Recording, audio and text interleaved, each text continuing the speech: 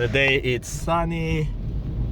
Yesterday was foggy, cloudy. Was a day for indoor people. They could enjoy their Netflix and other type of entertainment.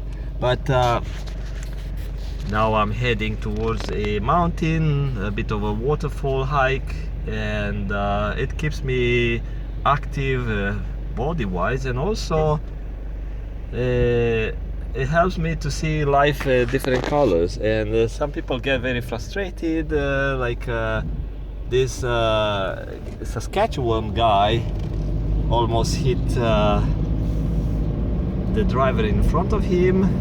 It's still Christmas. It's the second day of Christmas, and you think that people are nicer these days, like during the pandemic, when they got this scare from gods or from the pandemic creators. We don't know who are the gods who did the pandemic, the good guys or the bad guys. And people were nicer, really nicer people. You could see it's like wow. People got to learn their lesson.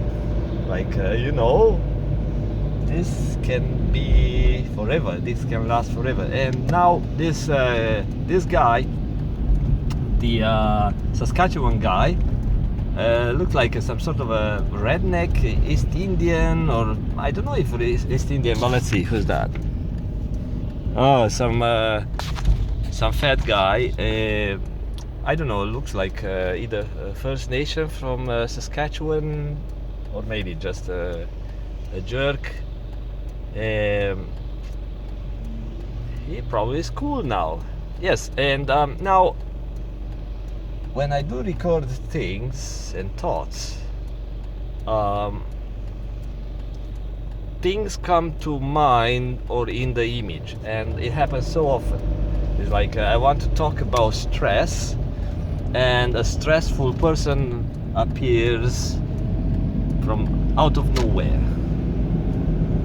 I talk about dogs or something, and some barking dog. It's like it happens. Maybe it's a psychic ability that it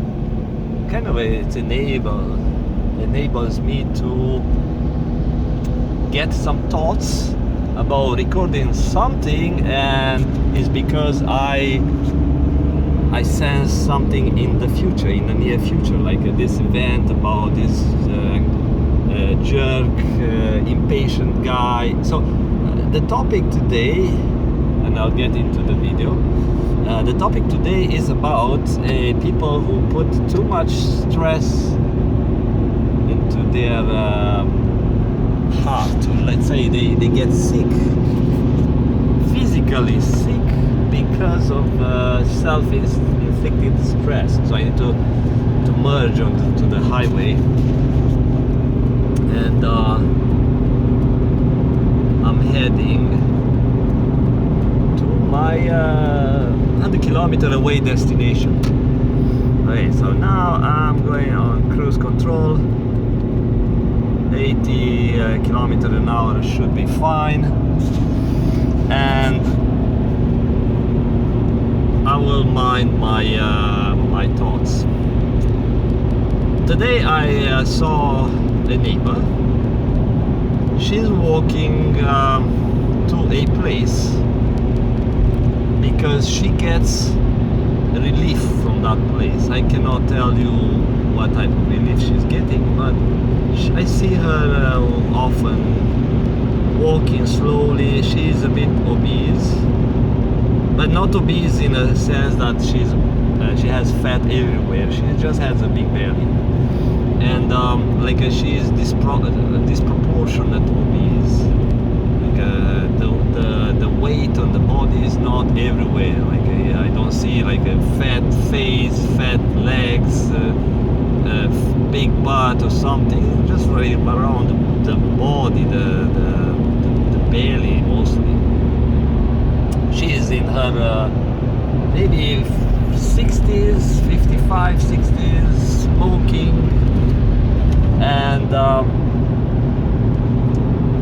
some point she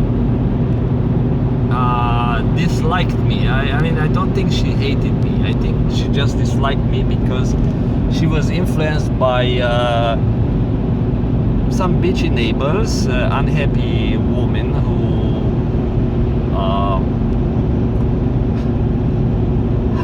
how to say it? They expected me to please them emotionally, like to say hi, yeah, you're so nice, so beautiful, or something, you know, woman. And I ignored one of them, and because she's a poisonous person, she went around talking to all her naive neighbors, telling them about me. I'm some asshole or something. That's okay. It was interesting study, like a psychological study to see and to experience, to see how people fall for this type of poisonous gossip. It was interesting. I mean, I've seen that, but every time I see it, it's a little bit different because humans are different. Here is different country, and you see behavior. It's very similar, but in different language and different body types, and you know, having some Canadian flavor and stuff. So it was interesting learning experience to see that. So I did not take those things too personally. I mean, it did affect me to see how people fall for the poison of that neighbor, and but that's kind of gone. It's old, and some of those neighbors realize, you know, yeah, this guy is not that bad. It's not that bad, especially when you do something that serves them. Like humans are like that. Low-level people, those who are not very spiritually evolved, they look at selves like, what's in it for me if I'm friends with this guy? Or what's in it for me if I talk to this guy? Or is he pleasing me? Because those people suffer anyway. So low-level people suffer. They live in the low world of suffering. Means they know people, they suffer themselves, and they know people who suffer. So that way, their world and their perception about the world is of a suffering, and everything they see, it's all suffering, and it's not a good world. And I know I've been there, like I'm pretty complicated experience-wise, and so this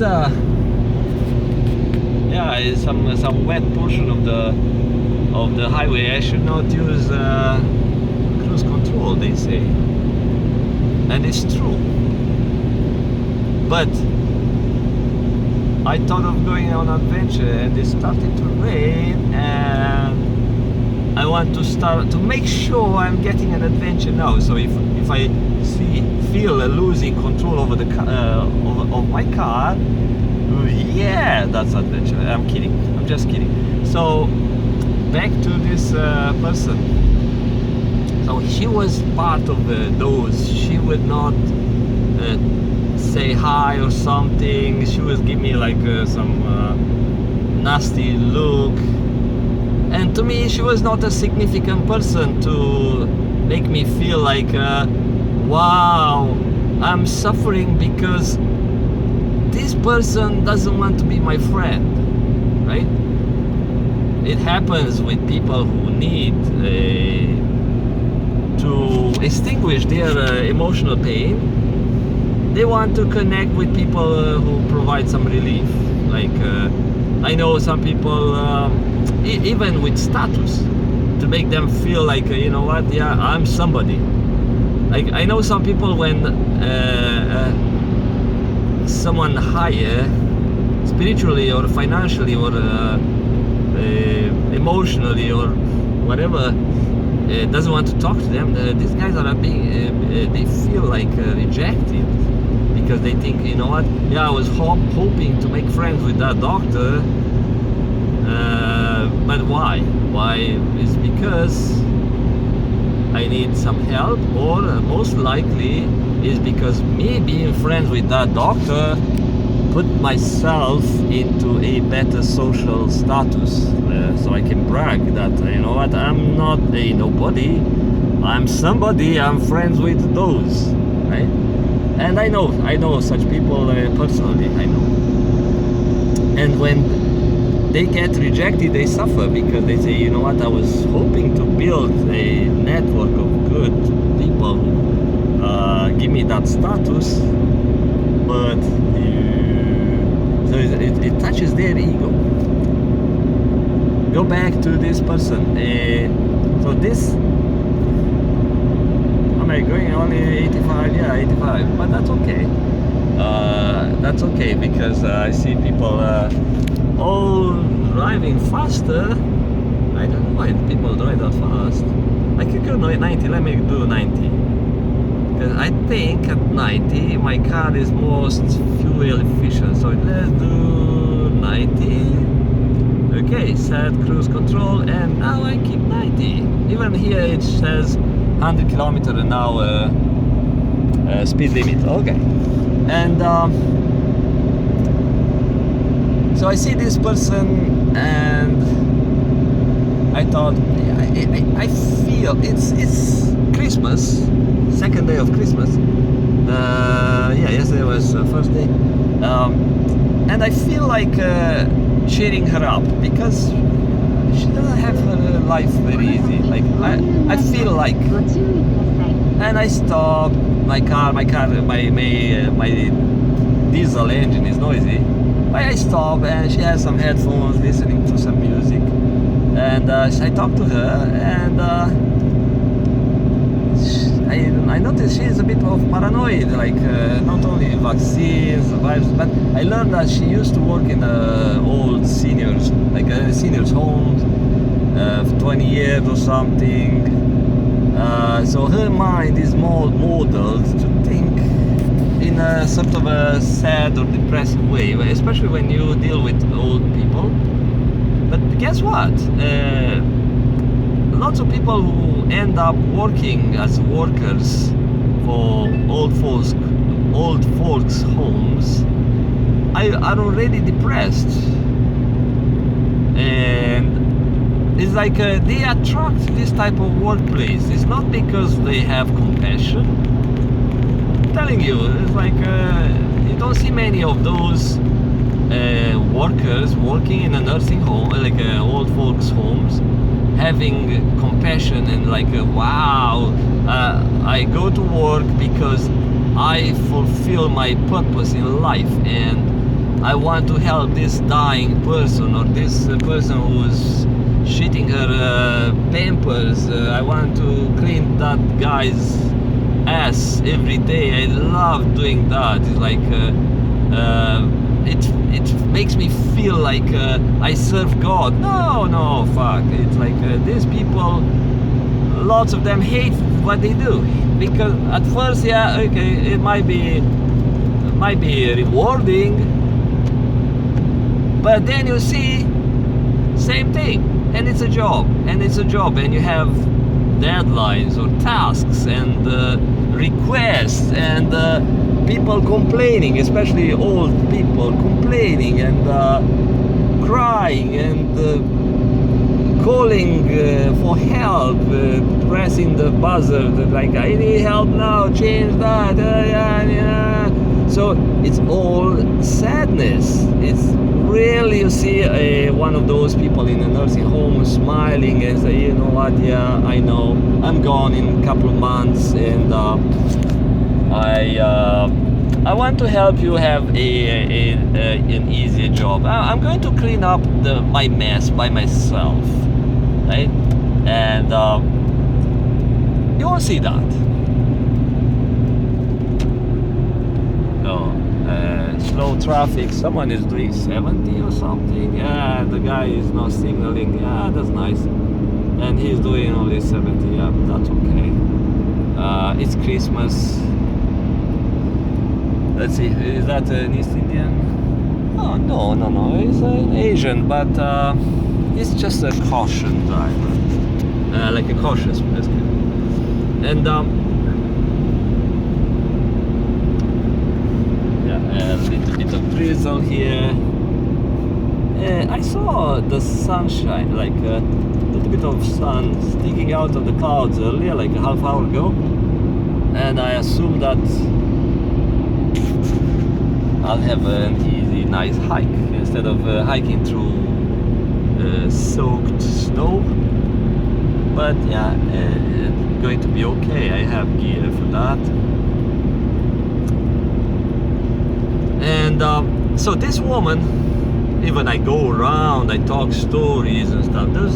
My videos are not for impatient people. And if you're one of those impatients, if you need fixes, solutions, answers, these videos are not for you. These videos are for those who want to learn patterns and what to expect.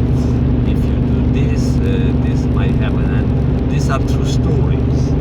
These are not like medical fixes. Yeah, okay, you think this way, and because of that, you need to change your ways of thinking or approaching events or something, like those people in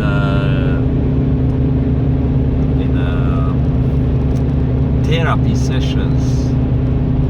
No, this is like experiences. I'm sharing experiences, and you take whatever you want. And so finally, I talked to her, and I said, yeah, like lots of people put stress to their heart, and she tells me, yeah, I suffer of enlarged heart because of my dad used to have the same thing. And I said, yeah, if you know that your body genetics are not helping you to have a healthy heart, what you do, you need to go around and you adapt, you modify your lifestyle according to your little handicap that you have in the genetics. So if I know that I have heart problem because my mom and my grandma had heart issue, I didn't tell her that one of my aunties was supposed to go for a heart surgery like a few months ago, almost died, and then one of my cousins died of heart failure 4 or 5 months ago. My auntie, one of my aunties, also died of heart failure, but of course she got beaten pretty bad, and yeah, she ended up dying of different things. But heart issue runs in my family. I didn't tell her this neighbor died, but I said we need to modify our lifestyle according to our little handicap. I said if I know that my genetics are not like a big black guy, tall guy who can play basketball because the body genetics helps him to do that, I'm not going to play basketball, right? And but she doesn't get that. She doesn't get that, and she tells me that her daughter suffers of mental issues, and because of her dad, like her ex-husband, and she tells me that her daughter dad, like this woman, her ex-husband, was doing drugs with the daughter, and I'm thinking, what the fuck world is that? When a parent is doing drugs with a kid, that's totally fucked up. But nothing is impossible. I mean, if I was to live in that world, that probably would be okay, because I would be used to it. I heard this, that guy does that, this guy, they do this in the family. It's like, oh, everyone does drugs, and it becomes part of the normal. But to me, okay, it's kind of weird. I mean, probably I heard that, like the parents allowing the kids doing drugs. But I'm not sure if I paid attention to this information, like a father doing drug with a daughter or with a son. And I said yes, because your daughter mind is crying. Is not only crying through the mouth, but emotionally crying, and she's suffering, and she finds this one as a relief. And she said, yeah, because she learned from her dad, and who was also died of being a drug addict or something. So I don't know if the guy died of overdose or anything. I did not ask questions because I'm not asking questions. I'm not judging. It's, you know, if they feel to like sharing, that's okay. I'm listening with compassion, because we don't know their pain. And I said, yeah, this can be programmed as a kid, like when your daughter grew up. Yeah, probably she learned those emotions, and then she said, only then she said, she was doing drugs with her dad. And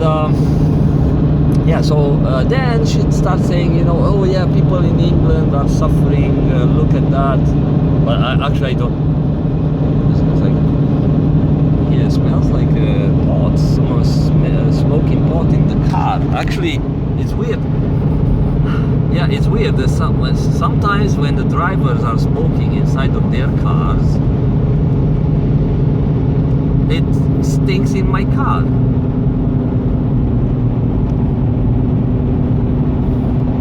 Guys is in a hurry. He has a Dodge muscle car or something, Charger. Yeah, that's a muscle car. And I see them very close to my car. Oh yeah, but he has a muffler touching the ground. Yes, that's a guy who is trying to get somewhere, but sooner or later his muffler is going to cause sparks all over the place. Like his muffler actually touching the ground, and I saw a line that was his muffler leaving a mark on the pavement, because the pavement is a little bit moist. And yeah, these people don't know what they are doing with their car. They don't know the status of the car. So same thing with people carrying a body around, like experiencing life in the body, but the body is sick, and they don't know what marks they leave. And I told this woman, this neighbor, I said, you broadcast emotions, and she doesn't understand it. She doesn't get it. She said, what? Me? I said, yes, everyone does, but not everyone is willing to see your emotions. I said, I see you walking sometimes here, and I see that you suffer of an anxiety. She said, yeah, and then she said something about my heart, like her heart, enlarged heart or something. And I feel, I mean, I don't want to feel sad, because if I start feeling sad about every person I see, then what? Then it affects the way I feel and experience life. And then, like I said, she said about the people in England, and I said, yeah, but you don't need to pay attention to it, especially when you have this heart condition. And she tells me about people in the bus coughing and not putting their, like, she's all full of negativity. And I said, I thought, you know, I'm not here to fix her emotional issues. I thought to give her some compassion, like to show that people see her suffering. I don't know if it helps. Some people some people appreciate when they feel that, you know, their cry is being heard by someone, especially those who don't believe in God. Those who don't believe in God, they feel alone, and they try to find friends. They try to find relative friends to have someone hearing their cry, their pain. So that's the way they share. Sometimes they dump a lot of negativity into other people's minds. So if you have such friends, yeah, stay away from those. But others, you know, they don't know how to deal with life, and they just want to share. Others want an advice. They you know what, they need a fix, and they are more practical. And when they talk to you, they assume that you know better, or you've been through some stuff and you can provide some feedback. Other people just want you to be on their side with compassion, but there are other people who have hate, and they seek someone who join their hate. It's like, oh, you know what, I hate my woman, and I want someone who help me to hate my woman. So it's like they are seeking someone to amplify that hate. That's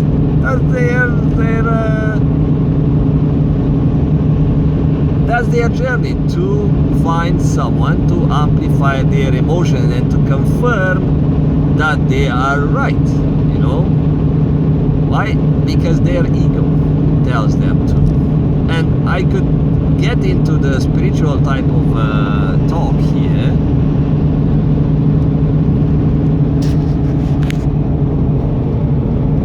And I can tell you where this seed is coming from, like the seed of evil is coming from, and how it was planted during the childhood. But that's a subject for another video. But that's the idea. Depends of your soul journey, depends how you feel. You might be tempted to join this type of people who are poisonous and are looking to grow their army of supporters. And if you join those, that tells yourself, you tell yourself, if you understand that you have some poison in your mind.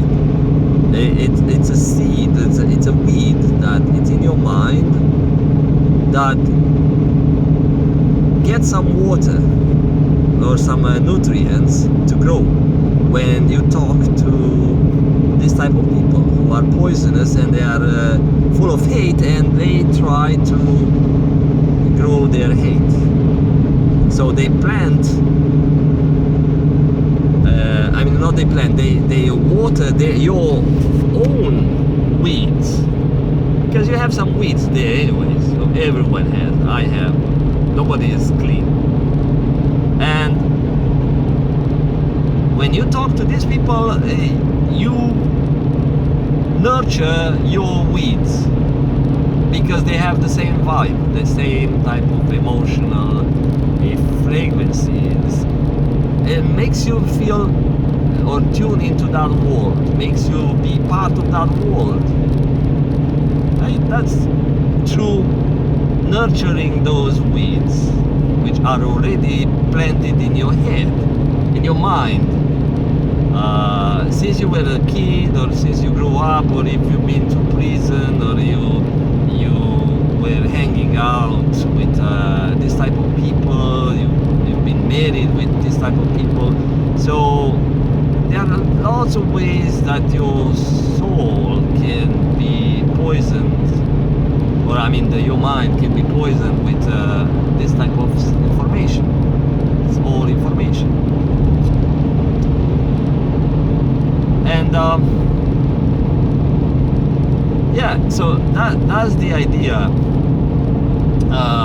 So I said to this woman, I said, yeah, give yourself a hug. You deserve that. And yeah, she felt my compassion. She felt my compassion. and she opened up a bit, because when we first connected, or maybe when I stopped beside her to talk to her, she was closed, like her mind ports of communications were closed. It's like I've been a bad guy. It's like when you have an antivirus installed against hackers. So in her mind there was a poison, or an information that blocked her ports to communicate with me, because I was, in her mind, I was part of the bad people crowd, because her mind was poisoned by that the other neighbor who was also suffering of emotional issues since she was young. And I know other people who do that, poisoned by their moms, or sometimes their dads, they do that. Moms are prone to do that. Why? Because the social expectations to the girls, the way the society is programming the woman to think.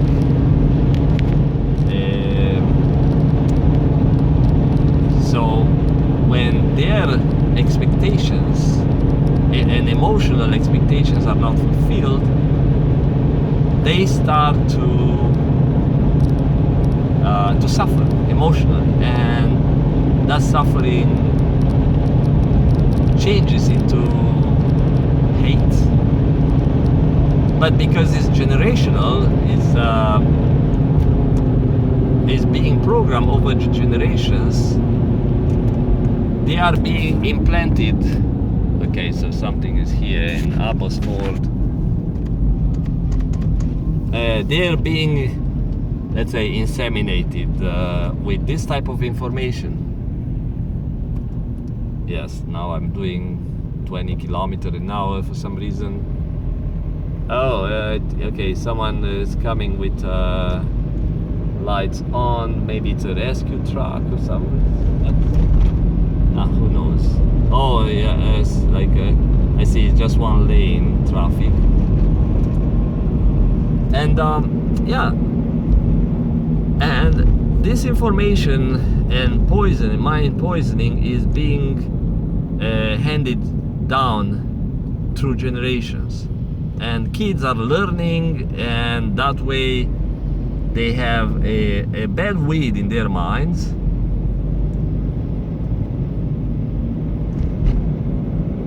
and